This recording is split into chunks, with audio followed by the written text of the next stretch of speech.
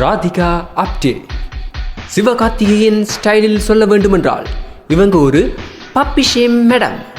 அதையே ரஜினிகாந்த் ஸ்டைலில் சொல்ல வேண்டுமென்றால் வந்துட்டேன்னு சொல்ல, ஹிந்திலேருந்து தமிழுக்கு வந்துட்டேன்னு சொல்ல, ஹாலிவுட் ரேஞ்சில் கவர்ச்சி காட்டுறதுக்கு வந்துட்டேன்னு சொல்ல.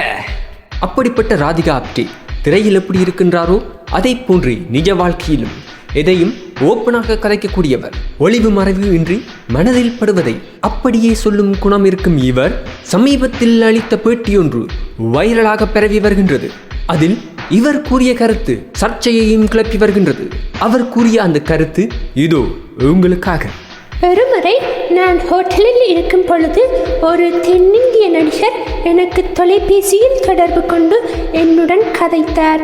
என்னை கவரவும் முயன்றார். நான் அவரை நன்றாக திட்டிவிட்டேன். அதன் பின் அவரும் என்னுடன் சண்டை போட்டார்.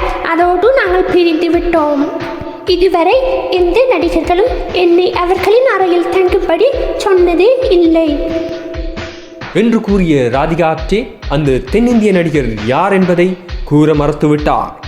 இதெல்லாம் சகஜமப்பா அப்படின்னு சொல்லி இது போன்ற சுவாரஸ்யமான தகவல்களை நீங்கள் உடனுக்குடன் பார்த்து கேட்டு மகிழணும் அப்படின்னு சொன்னால் இந்த சேனலை சப்ஸ்கிரைப் பண்ணுங்க.